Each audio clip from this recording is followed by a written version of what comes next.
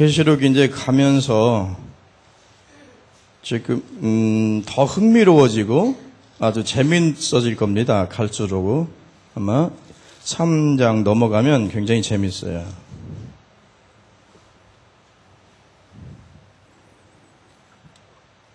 (1장) 12절에서 20절까지가 다 못할 것 같고요. 16장 16절까지.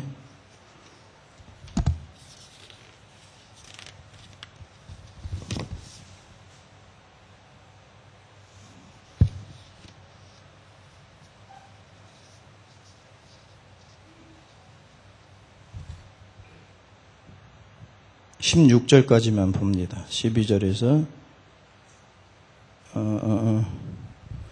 몸을 돌이켜 나더러 말한 음성을 알아보려고 하여 돌이킬 때 7 금쪽대를 보았는데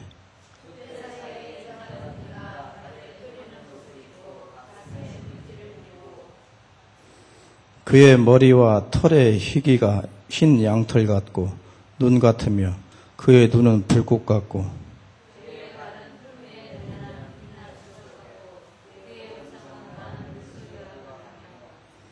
그 오른손에 7별이 있고 그 입에서 좌우에 날선검이 나오고 그 얼굴은 해가 힘있게 비치는 것 같더라.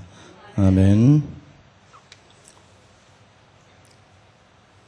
계시록이 지금 한 5번째 하나요? 5번째 하죠. 예수님의 모습이 나타나고 있습니다. 성령에 감동하여 하늘에 환상이 열려서 가장 처음 뭘 봅니까? 예수 그리스도를 보았다. 그래. 이게 그죠?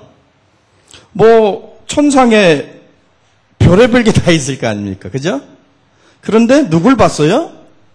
예수 그리스도를 보았다. 그리고 예수 그리스도를 계시하고 있는 것을 우리가 볼 수가 있어요. 그러니까 성령 하나님은 항상 예수 그리스도를 계시하십니다. 예수 그리스도의 말씀의 의미를 깨닫게 해주시고요.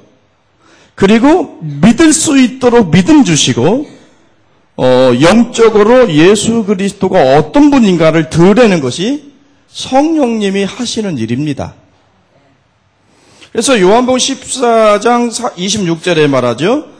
보혜사 곧 아버지께서 내 이름으로 보내실 성령 그가 너희에게 모든 것을 가르치시고 내가 너희에게 말한 모든 것을 생각나게 하리라 그랬습니다. 그러니까 성령님은 예수 그리스도를 드러내시고 예수 그리스도를 자신의 구주와 주로 고백하게 하고 믿게 하시는 분이 성령님이세요. 그러니까 여러분들이 예수님이 나의 구원자다. 나의 주인이다. 그렇게 고백할 수 있는 것, 그렇게 믿을 수 있는 것은 누가 역사한 결과입니까? 성령 하나님이 여러분의 심령 속에서 오셔서 하신 일의 결과입니다. 그래서 믿음도 선물이라고 하는 것이고 은혜라고 하는 것입니다. 그래서 성령을 받았느냐 받지 못했느냐 분별하는 기준 중에 가장 중요한 것이 예수님에 대한 이해와 믿음입니다. 그러니까 성령을 정말로 제대로 받고 하나님적 생명, 영생을 가진 사람은 하나님의 사람은 예수님에 대한 올바른 영적인 이해를 가지고 있다는 거예요. 그분이 누군가라는 것을 바로 안다는 얘기입니다. 그리고 그분에 대한 구로 고백하게 하는 일을 하고 그게 성령님이 하시는 일입니다. 그리고 이 예수 그리스도에 대한 그 지식이 잘못되었다든지 그 믿음이 잘못되었다는 얘기는 무슨 얘기예요? 성령을 통해서 내 영혼이 거듭났으나 어린아이들 있든지, 어린아이들은 뭔 얘기 잘 모르잖아요. 그죠? 하나님의 자녀로 거듭은 났어요. 성령을 통해서. 거듭은 났는데 영적인 어린아이들은 뭐가 뭔 소리인지 잘 몰라요. 영적으로 어리거나 아니면 성령을 받고 거듭나지 못했다는 것을 의미하기 때문에 예수님에 대한 이해와 예수님에 대한 믿음은요, 굉장히 중요한 겁니다. 본질적인 것을 알아볼 수 있고 꿰뚫어 볼 수 있는 그 결과가 바로 예수님에 대한 이해와 예수님에 대한 믿음이 무엇이냐, 그것이 결정한다는 겁니다. 이해 가십니까? 여러분, 굉장히 중요한 거예요. 이렇게 오늘은 조금 더 오셨네요. 저녁에는 아재는 많이 참 감사합니다. 이 시간 여러분 나가서 놀면 뭐 하겠습니까? 하나님 말씀 듣고 내 영이 살면 그것이 내 삶이 복된 거죠. 이 시간 가서 공부할 것도 없어요. 하나님 말씀 많이 들어. 그러면 그냥 지혜가 생겨요. 할렐루야. 네, 이런 중간 시간을 없애야 돼. 그래야 빨리빨리 진도가. 근데 이렇게만 하면 또 딱딱하지, 그죠? 한 번씩 이렇게 또 해야 돼, 또. 약장사 같이.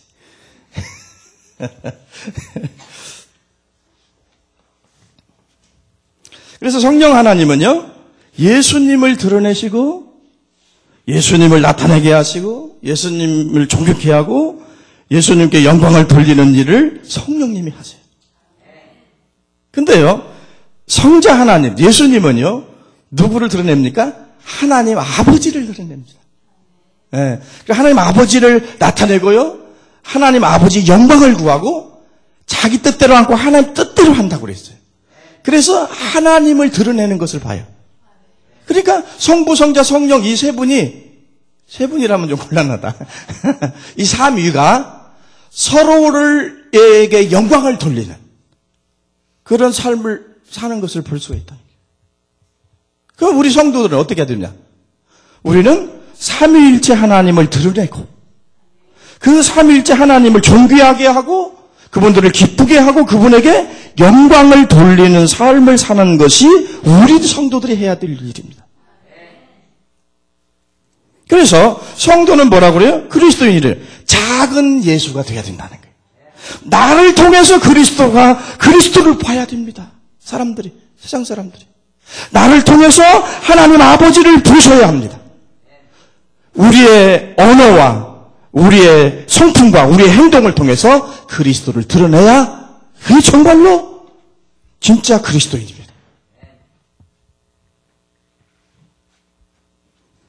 예수님은 자기에게 영광을 돌리지 않았어요. 성령님은 자신을 드러내고 자기 영광을 돌리지 않았어요. 마찬가지로 예수 믿는 우리들은 삼위일체 하나님께 영광을 돌리고 그분을 드러내는 삶을 사는 것이 성도의 목적이라는 거예요. 그래서 그분을 드러내고 그분에게 영광을 돌리는 삶을 살 때 하나님이 하나님의 영광을 우리에게 주는 겁니다. 할렐루야. 그래서 하나님이 나를 높이고 나를 영광스럽게 만들어주는 거예요. 그래서 나는 주를 위해서 낮아질 수 있고 나는 비워질 수 있고 깨어질 수 있는 것이 우리 그리스도인인 거예요. 그 자존심이 아무 필요 없어. 그런 거 갖다 자존심 내버리면 개도 안 먹어요. 그런데 이 사람들은요 굉장히 자존심을 존귀하게 여겨. 그래가지고 정말 소중한 걸 잃어버려요. 필요 없어요. 자존심은요 내가 배고팠을 때 그거 갖다 죽 끓이지 뭐 먹지 못해. 어디 쳐다봐. 아시겠습니까? 우리가 그랬잖아요. 믿음이 이제 성숙하지 못한 사람들은 하나님께 영광을 돌리고 나라를 구하고 하나님께만 집중하고 살아라 이러면요, 그냥 나를 위해 좀 살아야 되겠는데, 나를 좀 위해 살아야 되겠는데, 왜냐하면 사람들은 이 죄의 본능은요 자기가 하나님이에요. 자기를 드러내고 자기 영광을 위해 살고자 하는 것이 인간의 본성이에요. 근데 이 본성은 무슨 본성이냐? 죄의 본성이에요.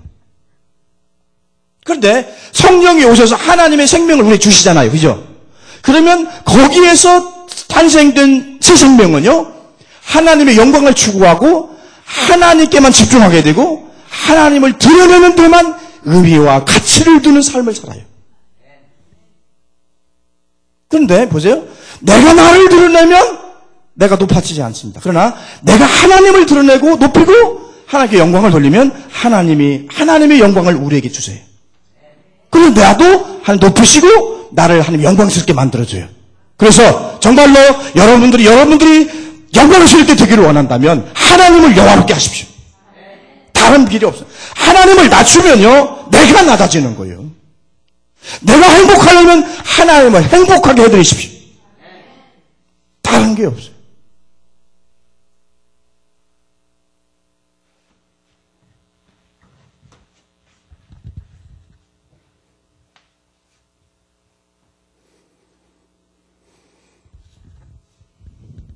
자, 이제 성령을 통해서 본 예수님의 모습을 하나하나 이제 소개하죠. 12절에서 16절까지 나옵니다. 그게.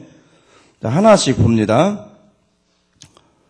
몸을 돌이켜 나더러 말하는 음성을 알아보려고 하여 돌이킬 때에 7 금촛대를 보았는데 촛대 사이에 인자 같은 이가 발에 끌리는 옷을 입고 가슴에 금띠를 띠고 그 머리 털이 희기가 양털 같고 눈 같으며 그 눈은 불꽃 같고 그 발은 풀모에 단련한 빛난 주석 같고 그 음성은 맑은 물소리 같으며 그 오른손에 7별이 있고 그 입에서 좌우에 날성검이 나오고 그 얼굴에 해가 힘있게 비치는 것 같더라.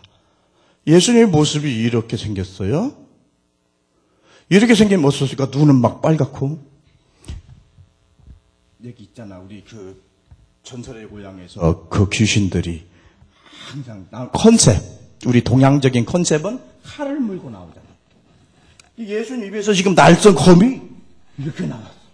이렇게. 이 모습을 이걸 예수님이라고 우리가 문자적으로 해석한다면 여러분 이게 얼마나 어리석은 거겠어요. 외계인 같잖아요. 그죠? 이 모습은 외계인 같습니다.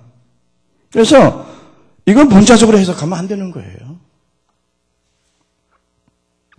그래서 뭐요? 구약적인 배경을 통해서 어떤 의미로 예수 그리스도를 이와 같이 묘사했는가를 알아보는 게 중요합니다. 그러기 위해서는 우리가 이것의 배경이 되는 구약을 항상 연구를 해야 구약의 뿌리를 두고 있기 때문에 계시록이 거의 다 또 묵시문학과 유대 묵시문학과 구약의 이 뿌리를 두고 있기 때문에 구약에 정통해야 되고요. 유대 묵시문학에 정통해야 계시록은 해석될 수 있는 거예요. 이게 무식해가지고는 안 되는 거예요. 우리가 기도도 열심히 무식하게 해야 되지만 열심히 지성을 갈고 닦는 학문적 연구도 게을리하면 안 되는 거예요. 그 두 개가 하나 될 때 정말로 살아있는 하나님의 제대로 된 말씀을 전할 수 있는 거죠. 이제 뭐 이름 없는 군수신학교나 이런 뭐 저기요 나오고 막 기도나 보고 기도나 보는 게 아니지. 기도는 보는 거 아니에요. 예배 보는 거지. 기도하고 뭐 신비주의적이고 은사주의적이고 좀 미신적이고 이런 사람들은요. 무조건 막 풀어내면 되는 줄 알아. 기도만 하면 막 열리는 줄 알아. 성령님은요. 그렇게 열어주지 않아요. 이거 학문적으로 여러분 충분히 신학적으로 공부하지 않으면 이 성령께서 이거 다 알게 해줍니까? 다 안 돼요. 하나님이 다 이미 성경을 주셨기 때문에 니네들이 가서 연구하라는 거예요. 그래서 깨달아서 성령님 의지해서 전하라는 거예요. 그래서 우리가 해야 할 일을 게을리하고 기도만 하면 눈에 열려가지고 보여서 전한다. 그건 100% 그건 거짓말쟁이들이에요. 신령한 것 같지만 가장 안 신령한 것들이요. 되게 이단들이요. 자기가 신령한 척하고 자기 잘못된 사람들이 뭐냐면 자기가 신령한 척하고 자기가 영적 권세가 있는 것을 티내려고 기도만 하면 다 보인다고 그래요. 기도만 보면 다 보이는 게 어디 있어. 사도 바울도 사도행전에서 전도여행 다닐 때요. 하나님의 뜻을 찾아서 그렇게 애쓰고 이리 가고 저리 가고 그렇게 해서 하나님 뜻이 안 드러냈어요. 근데 나중에 하나님이 이제 환상 중에 나타나서 마게도냐 사람을 이렇게 부르는 이게 나와요. 근데 그 전에 보면은 굉장히 여기 가서 전하고 갔다가 또 돌아오고 이렇게 돌아오고 많이 어떤 전략을 짜고 열심히 해요. 근데 예수의 영이 허락지를 않아요. 근데 가르쳐 주지는 않아요. 그런데 그렇게 기도하고 또 전략도 짜고 또 열심히 하다 보니까 하나님이 때가 되면 열어서 보여주더라는 거죠. 그래서 그냥 기도하면 무조건 열어서 보여주고 무조건 알려준다. 그런 생각하면 여러분 곤란합니다. 우리가 해야 될, 우리에게 주신 거 있잖아요. 말씀 주셨잖아요. 말씀을 연구하고 구약적인 배경도 연구해서 신약에서 예수님이 묘사를 했을 때는 어떤 의미로 이런 그림을 그려냈는가, 이런 상징을, 은유를, 비유를 얘기했는가를 우리가 바로 알아야 돼요. 그래서 진리를 알으려면요, 무식해서는 안 돼요. 우리 이성이 믿음을 뛰어넘지는 못하지만 이성을 믿음은 사용합니다. 합리적인 이성 말입니다.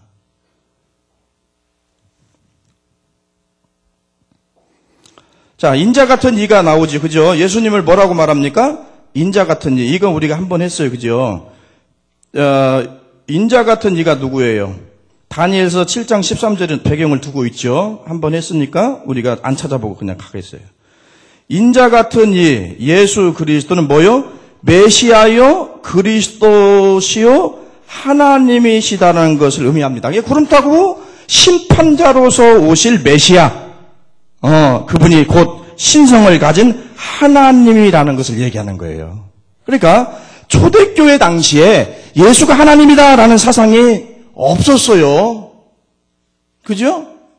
자, 그분이 우리의 구세주가 됩니까? 그분이 신성이 있고 그분이 하나님이 본체시고 그분이 메시아이기 때문에 우리를 구원할 수 있는 능력이 생기는 거예요. 그렇죠? 그래서 인자 같은 이를 표현한 그 배경을 두고 있는 다니엘서 7장 13절은 구름을 타고 온다. 구름을 동반한 건 뭐예요? 하나님의 신성을 말하는 거고요. 그분이 주권자고 그분이 심판자고 그분이 메시아라는 것을 상징적으로 보여주는 것이 7장 13절이에요.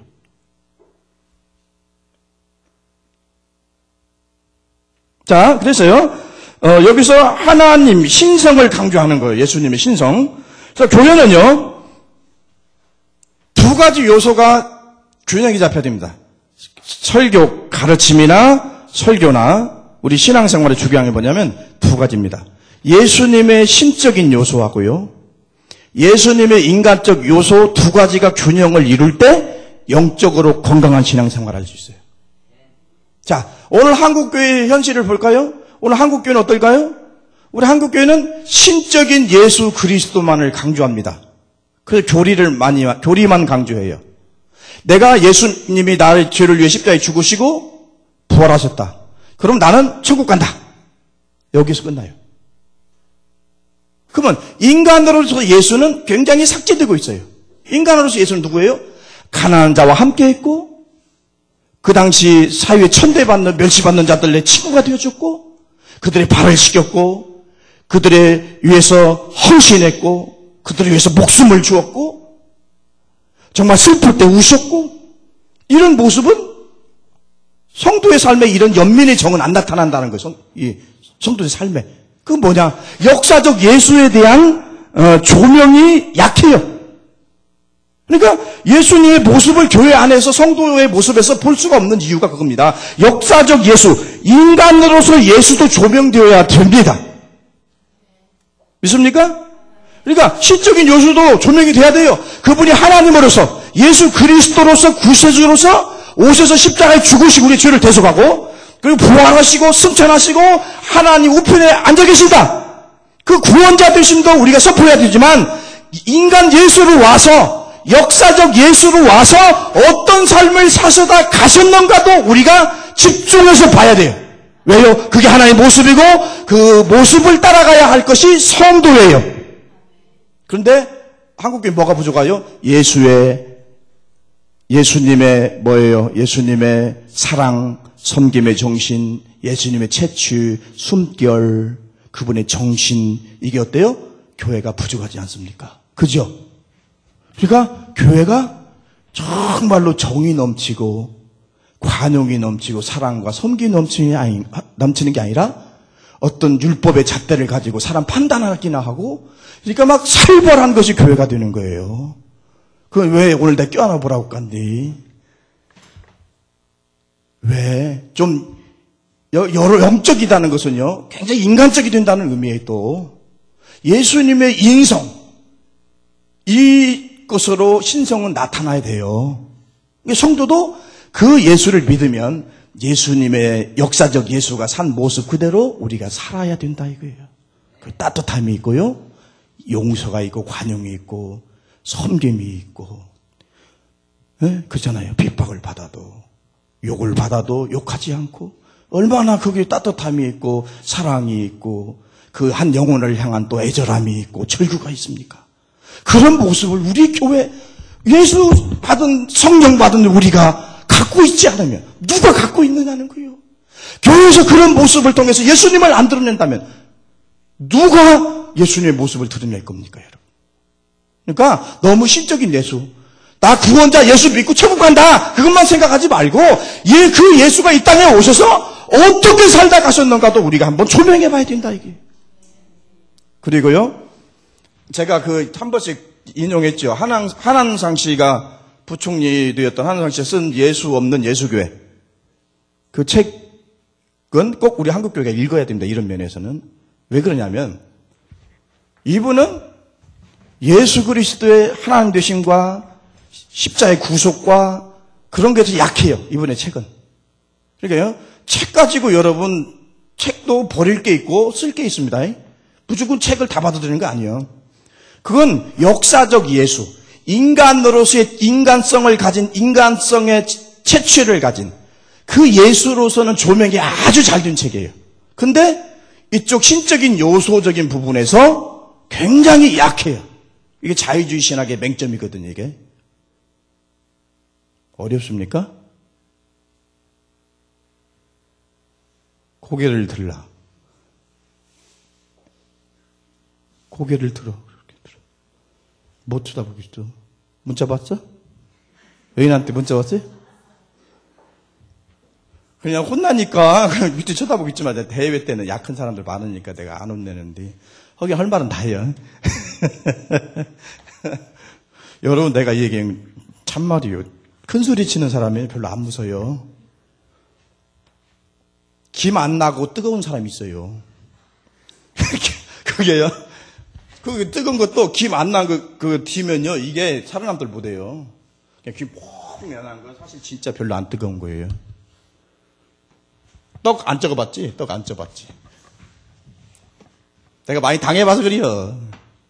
말 없이 그냥 그래 해가지고 그냥 아이고 무서워요. 우리는 그런 사람들 무서워가지고.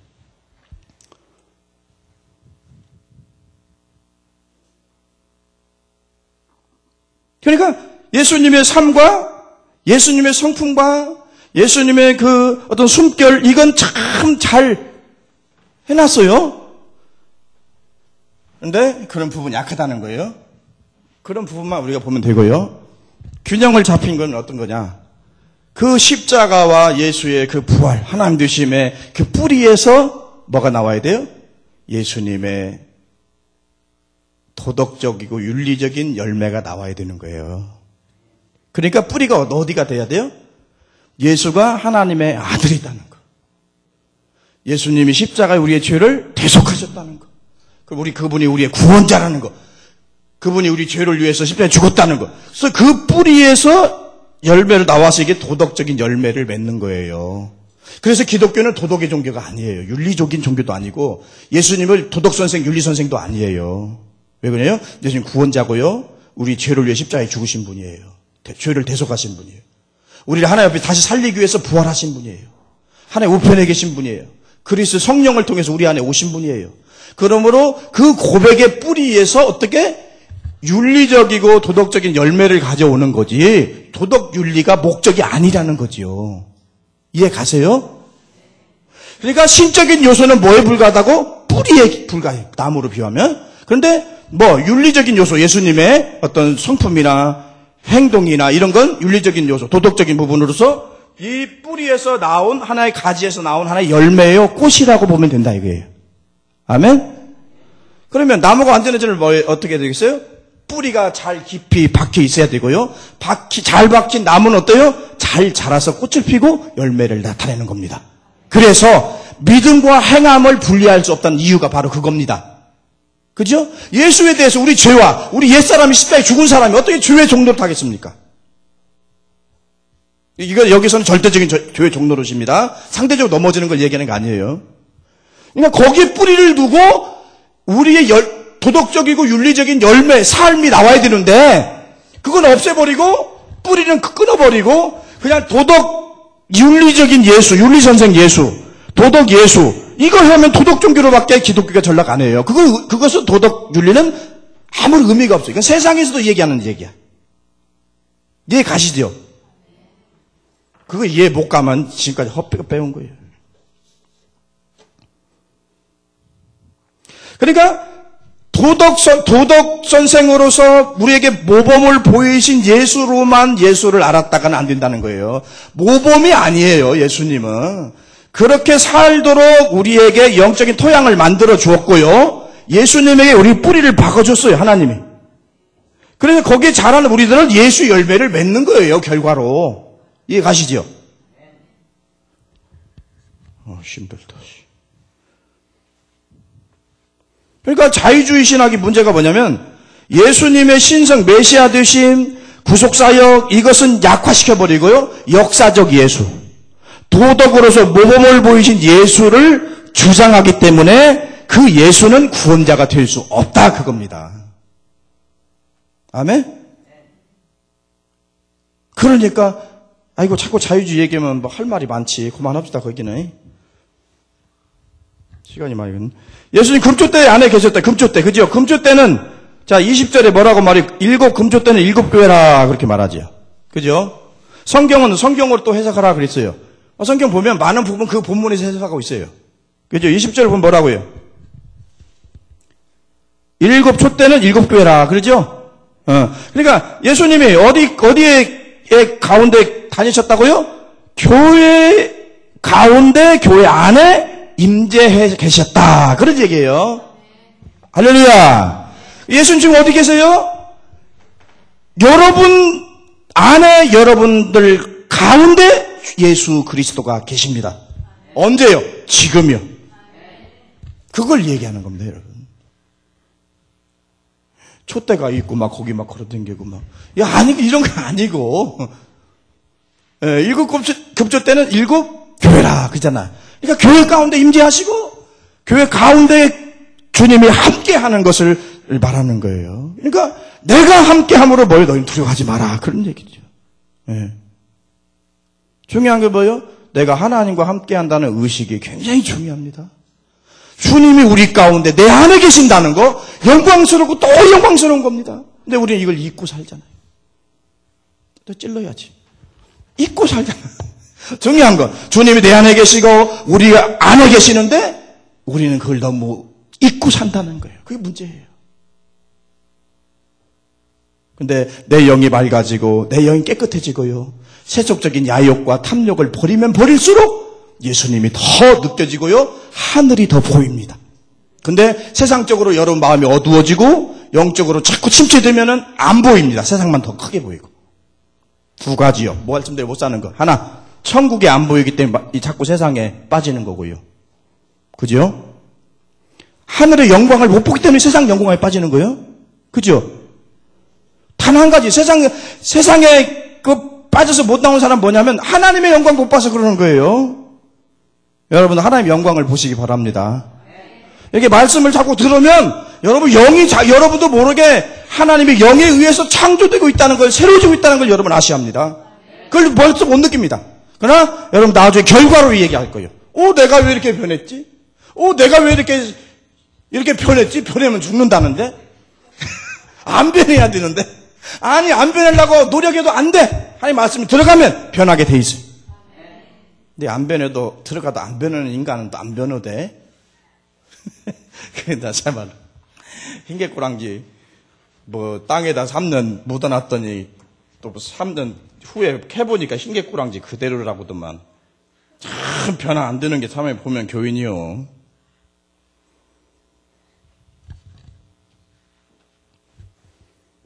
그냥 하도 멋덩이를 들어가지고 이제는 그냥 기본이죠. 그렇게 자꾸 듣다 보면은 오염되는 거예요. 좋은 것도 자꾸 듣다 보면 말씀에 오염됩니다. 근데요, 나쁜 것도 자꾸 듣다 보면 나쁜 것에 오염돼요. 이게 좋은 것에 자꾸 오염되세요. 자, 근데요, 자, 금초대. 그럼 금초대는 뭐냐, 이제.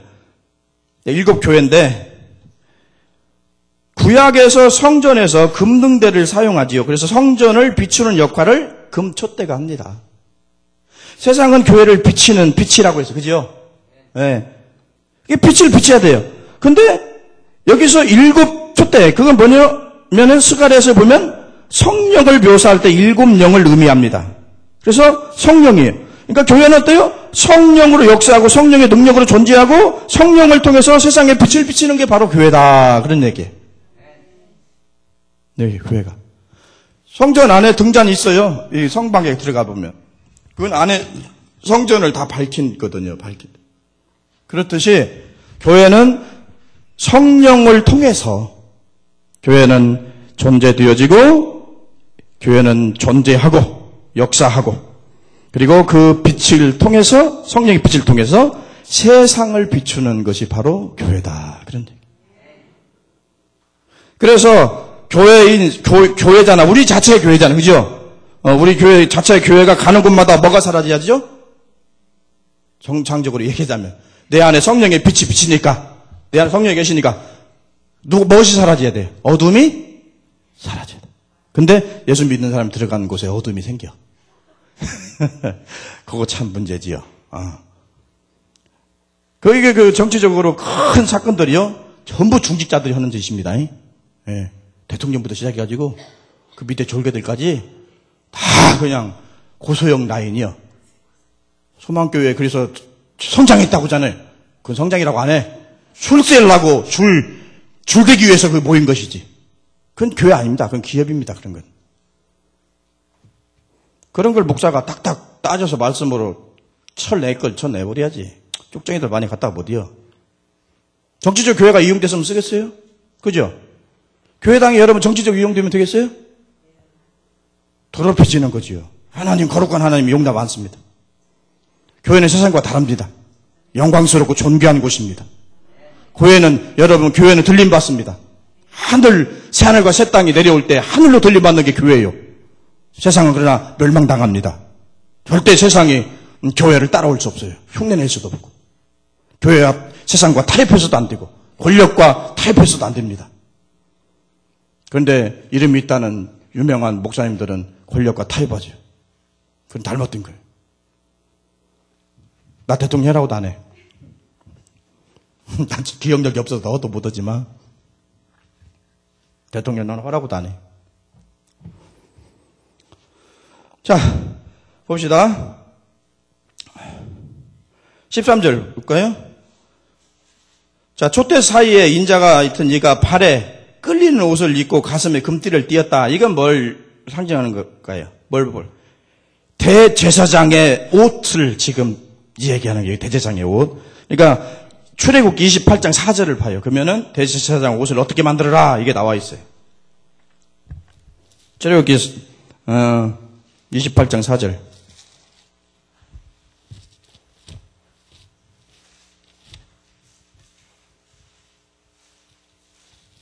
먼저 사전본 읽어주시기 바랍니다.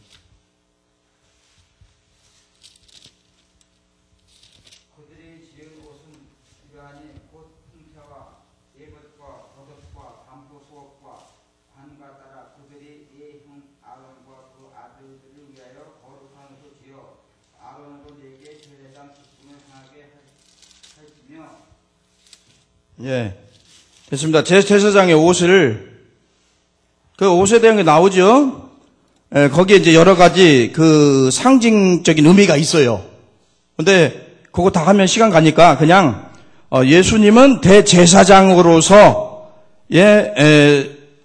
사명을 감당하시고 단번에 자기 몸을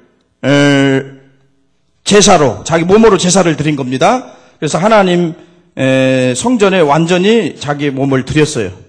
그래서 완전한 제사장으로서 하나님 예수님은 바로 쓰신 분이에요. 그래서 예수님을 대제사장으로 묘사를 하고 있는 장면입니다. 그 이제 히브리서 5장에 나오는데 그냥 넘어갑시다. 자, 히브리서 5장 한번 더 읽어보고 갑시다. 히브리서 5장 6절 10절 제가 읽겠습니다. 하나님께 멜기세덱의 반차를 쫓는 대제사장이라 칭함을 받았느니라. 멜기세덱에 관하여서는 우리가 할 말이 많으나 너희의 듣는 것이 두나무로 해석하기 어려우니라. 아닌데, 5장 아닌데.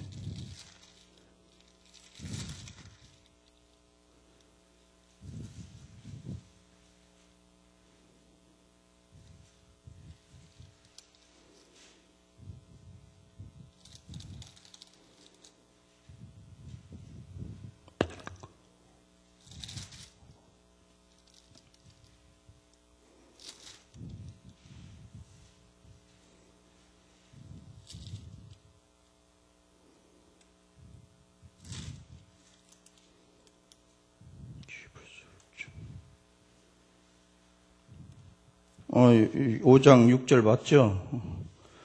잘못 읽었네. 엄먼데 가서 읽었네.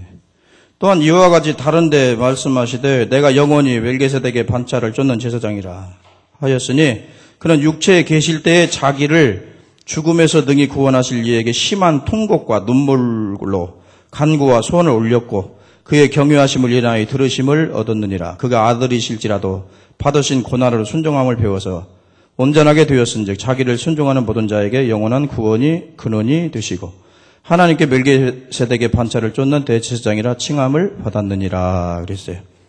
그러니까 예수님의 대제사장 되시면 뭐예요? 심한 통곡과 눈물과 간구와 소원의 기도를 올렸다. 그래서 자신의 생명을 단번에 대속의 제물로 드림으로 인해서 뭐 제사장은 양이나 염소를 제물로 삼잖아요. 그죠? 근데 자기 몸을 제물 삼아서 하나님 전에 들어가서 하나님과 인간 사이에 가로막힌 죄악의 담을 어떻게 헐어버려서 하나님이 인간의 하나님 앞에 보좌 앞에 나갈 수 있는 길을 열어주신 대제사장이 바로 예수다. 그런 얘기예요. 바로 그분이에요. 그분인 것을 묘사하는 거예요. 그분이 심한 통곡과 눈물과 간구와 소원의 기도로 자기 몸을 하나님의 성전의 속죄 제물로 자기 몸을 드려서 하나님과 인간 사이에 가로막힌 죄의 담을 헐어버리고 인간과 하나님을 화목하게 만들어준 분이 바로 대제사장 예수 그리스도다라는 거예요. 할렐루야.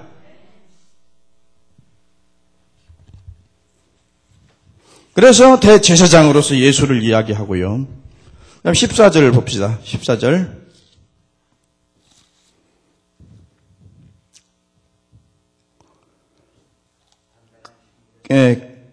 여기 본문으로 돌아와서요. 자, 그 머리와 털의 희기가 흰 양털 같고 눈 같으며 그랬죠? 이게 뭐예요? 되게 머리는 검습니까? 노랗습니까? 흰입니까? 되게 머리는 우리 동양적인 쪽에서는 검지요. 그죠? 그래서 머리가 자꾸 희끗희끗 흰머리 나오면 뭘 들여요? 물들이시지요. 예. 비정상적으로 보이니까 그래요. 근데 여기는 뭐라고 그랬어요? 검은 머리라고 안 했어요? 예수님 머리가 어떻게 생겼어? 털의 희기가 양털 같고 눈 같다 그랬어요. 그러니까 그 대제사장 되신 예수가 자기 몸을 속죄제물로 드려서 하나님 앞에 나갈 수 있는 길을 열어주신 그 예수님은 뭐다? 순결하다. 그런 거예요. 예수님 성품을 해주는 겁니다. 순결하다는 그분은, 그죠? 죄가 없다고잖아요. 인간의 육체로 입고, 이 죄 있는 육체를 입고 오셔야 우리 죄를 대속할 수 있잖아요. 대신할 수 있고. 그런데 그가 구속자가 될 수 있었던 이유가 있어요. 그게 뭐냐면 죄가 없어요. 그래서 순결하다고 하는 의미에서 그의 머리가 희다, 양털 같다, 눈 같아 그렇게 말한 겁니다. 깨끗하고 거룩하신 분이다라는 거예요. 할렐루야. 자, 그래서요, 서양에서는 재판관이 흰 가발을 써야 한답니다. 나 안 가봤어요. 그냥 책에 나와 있더라고요. 이건 뭘 의미할까요? 재판의 공정성, 깨끗함, 그죠? 정직성, 그런 깨끗하게 우리가 재판을 하겠다라는 어떤 상징적 의지로 아마 이 가발을 쓰는 것 같아요. 흰 가발. 그런 것처럼 인자 되신 예수 그리스도는 뭐예요? 순결하시다는 거예요. 네. 깨끗하고 거룩한 분이라는 겁니다. 그러나 또 말하죠. 그의 눈은 불꽃 같아. 좀 이미지가 이제 반대예요. 불꽃 같아. 불이 막 나와요. 슉, 불이 나와. 이게 저기 보는 것 같죠. 우리 영화 무슨 영화가 요즘 한참 인기였지요. 불이 나. 진짜 불이 나갈까요? 그건 아니죠. 자, 봅시다. 자, 1시간 안에는 맞춰야 하는데 5분 남았네. 자, 불꽃 같은 눈동자로 어때요? 사람의 마음을 꿰뚫어 보시는 분이다라는 겁니다. 순결하시고 깨끗하고 정결하신 하나님이로서 불꽃 같은 눈으로 이 사람의 마음을, 폐부를 꿰뚫어 보시는 분이다. 그러니까 예수님에 대한 얘기지요. 이게 사실 예수님 어떤 분인가. 그런 것에 대한 구약적 어떤 상징이나 어떤 비유, 어떤 그런 걸 통해서 이제 드러낸 거죠.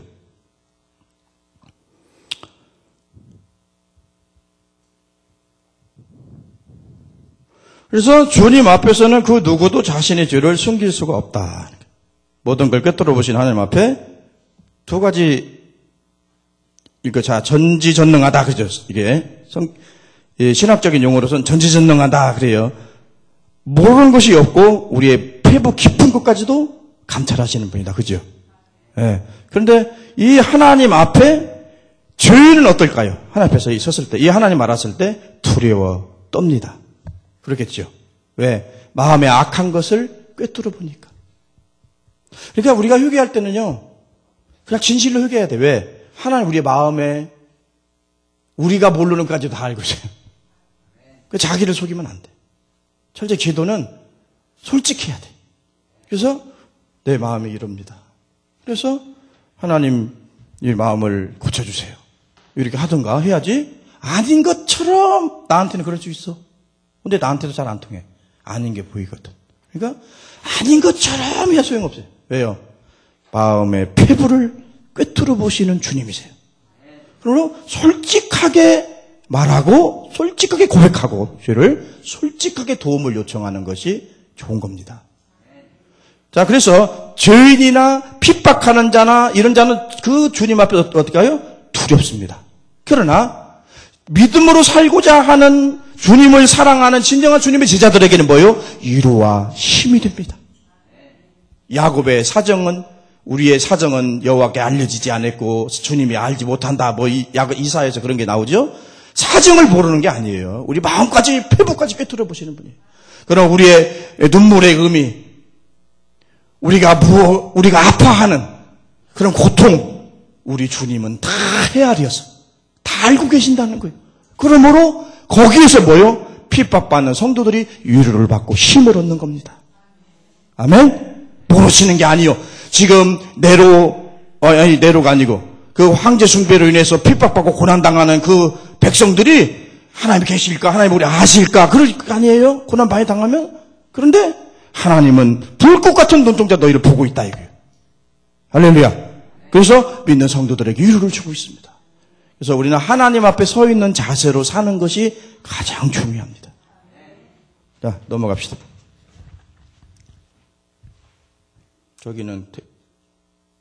저기가 안 나오는구나. 저리 나가면 안 되겠구나. 그 다음에 어디까지 했죠? 15절. 그의 발은 풀모에 달려난 빛난 주석 같고 그랬어요. 그러니까 예수님 십자가 질 때 예수님의 발은 어떤 발이었어요? 연약한 발이지요. 돌에 부딪혀서 피가 나고 찢기고 상하는 그런 약한 발이었어요. 십대못으로 못을 박을 때 박히는 못이었어요. 피가 터져 나오는 그런 약한 발이었어요. 그런데 그가 십자가에 이제 죽임을 당했지요. 그럴 때 모든 게 다 끝났다고 생각했어요. 그래서 다 각기 우리 고기 잡으러 가자 하고 갔어요. 다. 엠마오 제자들은 엠마오로 내려가 버리고. 그런데 부활하신 예수님이 어떻게 해요? 하나님의 아들로 인정되셨어요. 그래서 아버지께서 또 심판하는 권세를 누구한테 주셨어요? 예수님한테 주셨어요. 그래서 예수님 심판의 주로 만왕의 왕으로서 만주의 주로서 모든 걸 다스리고 주관하시는 전능하신 하나님으로서의 권세를 가지고 교회를 다스립니다. 그러므로 그의 적대자들은 어때요? 그 권세 있는 영광 있는 능력 있는 그 발로 사탄과 사탄의 하수인들을 어떻게 한다고요? 밟아 부순다 그런 얘기예요. 그러니까 너희들이 볼 때는 사탄의 하수인들이 그 황제 그리고 관원들이잖아요. 핍박은 사실 무슨 힘이 있겠어요. 핍박하고 고문하고 죽이고 그러는데 권력을 가지고 그렇지만 그런 것들은 내가 어때요? 내가 그것들을 내 발 아래 밟혀 있는 이미 깨진 존재와 같은 약한 거라는 거죠. 그걸 밟아버린다는 거예요. 심판한다는 게 내가 주님의 발로 십자가의 죽음을 통해서 그죠? 그 연약함을 통해서 하나님의 아들로 입증되시고 심판의 권세를 받은 예수가 그 발로 권세 있는 하나님의 발로 사탄의 하수인들을 밟아버린다는 거예요. 아멘? 예. 그래서 밟았잖아요. 악이 승리하는 것 같죠? 그죠? 우리 그리스도의 믿음이 다 끝난 것 같고, 그지요? 십자가가 돌아가실 때. 근데요, 악이 절대 승리하지 못합니다. 인간적으로 끝났다고 했을 때, 여러분, 하나님은 역사하십니다. 거기서 하나님 역사가 시작되는 거예요. 그러면, 근데 우리는 인간적으로 끝나면 하나님도 끝났다고. 왜? 하나님을 나하고 동급으로 생각하니까. 그러나 여호와는 전능자입니다. 죽은 자도 살리시고 없는 것도 있는 까지 부르시는 전능자세요. 그러므로 그분이 사탄과 사탄의 하수인들을 발로 밟아버리겠다는 게 심판의 의미가 있죠. 그의 음성은 맑은 물소리 같다. 그럼 뭐냐면 그의 말씀에 권세가 있다. 그게 그 말씀은 뭐 빛이 있어라 하시네. 뭐 빛이 있더라. 이 권세가 있다. 이게 그분의 말씀이. 그 다음에 마지막 16절. 일곱 별은 일곱 교회의 목회자를 의미합니다. 20절에 뭐예요? 일곱 별은 일곱 교회 사자니라. 그죠? 하나님의 말씀을 전하는 위치에 서 있는 목회자 사자는 주님의 오른손에 붙잡혀 있는 것이라는 거예요. 주님의 오른편에 붙잡혀 있다. 그러니까 되게 옛날에는요, 성도들이 기도할 때, 목사님 위에 기도할 때 뭐냐면, 우리 주의 사자님을 붙들어 주시고, 사자라고 할 때는 막 사자님을 붙들어 주시고 막 이렇게 중보 기도했어요. 근데 이건 너무 성경의 한 면이지, 목회자가 말하는 어떤 한 면이지, 그리고 사명적인 것이고, 어떤 권세나 특권을 의미하는 게 아니에요. 이 사자라는 의미가. 사자는 뭐예요? 사자는 왕이 명령을 하잖아요. 전쟁할 때, 그죠? 저쪽 부여군이 있어요. 이쪽 고려군 진영입니다. 여기서 왕이 뭘 보내지, 메시지를. 그럼 누가 가요? 네? 사자가 가잖아요. 사자가 가면 그걸 전달해 주는 거예요. 그러면 가서 저쪽에서 마음에 안 들으면 어때요? 쫙 해서 죽이게 돼. 그러니까 죽을 수도 있는 거예요, 사자는. 그래서 하나님의 말씀을 전하다가 죽을 수도 있는 게 주의 사자인 거예요. 그쪽은 안 생각하고 막 권세가 있다는 식으로 그런 쪽으로만 한국 교회는 생각해가지고 주의 사자님을 주께서 기억해 주시고 뒤에 가서는 욕하면서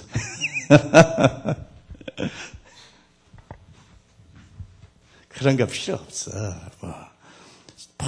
그냥 권세 죄종한테 이것들이 지랄인다고. 괜찮아. 그 사람이 심벌 주님의 종이지 뭐. 그것이 무슨 자기가 하나님의 위치나 아니면 예수님 중보자나 되는 그런 식으로 이해하면 안 되거든요. 근데 그 사이비들이 좀 그래요. 좀 무속적이고 미신적인데 쩌드는 사람들이 좀 그런 걸 좋아한다. 그래서 불의 사자 되시는 주의 종께서 말씀을 전해주시겠습니다. 불의 사자는 너무 불의 사자예요. 가만히 있어. 어디요?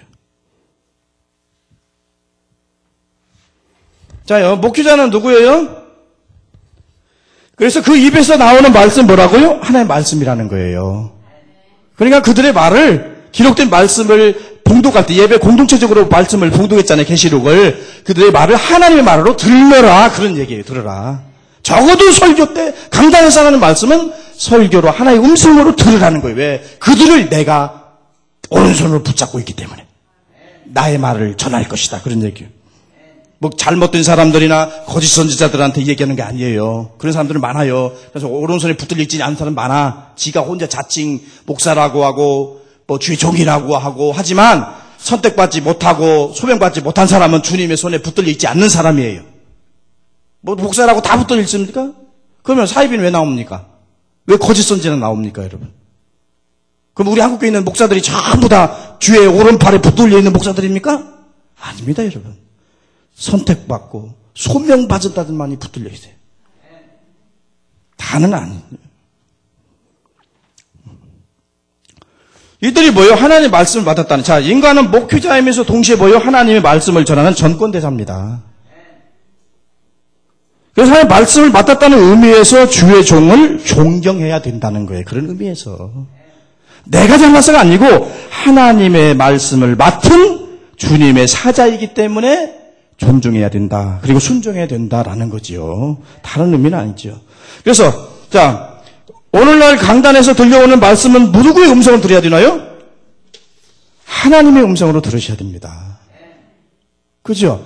하나님의 말씀, 그때 당시에 7교회 전하는 하나님의 말씀은, 계시록의 말씀은 그 공동체에서 그 말씀을 전하는 목회자들을 통해서 하나님의 말씀이 전달됐어요. 그럼 그거 하나님의 음성으로 들어야 돼요. 오늘도 마찬가지로 목회자를 통해서 하나님의 말씀이 강론되어지고 해석되어지고 적용되는 것을 하나님의 음성으로 들으셔야 됩니다. 사람의 말로 들으면 안 됩니다. 그러므로 목회자들은 어떤 생각이냐? 자기 생각이나 자기 취향이나 자기 욕망이나 자기 만족을 채워주는 이야기를 해서는 안 됩니다. 이건 거짓 선지자예요. 하나님의 말씀은 주님의 손에 붙들려 있는 사람은 주님의 말씀만 하게 되어 있습니다. 자기 소리나 사람들이 좋아하는 소리나 그런 것 하면 거짓 선지자입니다. 하나님 말씀만 전하는 게 주님의 사자고 주님의 종입니다. 여기에는 니네 인간적인 말이나 인간적인 사상이나 이념이나 철학이나 그런 말 전하지 말라라고 하는 의미가 있어요. 그건 목회자 아니다 그런 얘기예요. 주의 사자 아니다는 얘기예요. 거짓 선지자라는 거예요. 그 입에서 좌우에 날성검이 나오고 그 얼굴에 해가 힘있게 비치는 것 같더라 그랬어요. 너희들 지금 어렵지만은 뭐요? 그 말씀을 붙들을 때 뭐가 힘이 생기고 능력이 생긴다는 거예요. 원수를 이길 수 있는 힘이 그 말씀 속에 생긴다는 겁니다, 여러분. 우리는 철저히 성경 중심적이 돼야 돼요. 그러니까 우리는 말씀을 집중하고 또 집중하고요. 그럴 때 그것이 역사가 일어나고 회개가 또 새롭게 되는 역사, 치유의 역사, 환난 중에서도 이길 수 있는 능력과 힘을 그 말씀 안에서 또요 공급받는다는 얘기예요. 그 말씀을 붙들으라는 얘기예요. 할렐루야. 그래서 여러분 말씀을 붙들어서 여러분 꼭 승리하시기 바랍니다. 기도합시다. 아버지 감사합니다. 부족하고 허물 많은 저희들에게 믿음 주시고 능력 주시기를 원합니다. 하나님 우리 모든 성도들이 예수님을 바로 이해하고 바로 깨닫고 바로 믿어서 예수님 닮는 사람들 되게 하여 주시옵소서. 예수님 이름으로 기도 올리옵나이다. 아멘.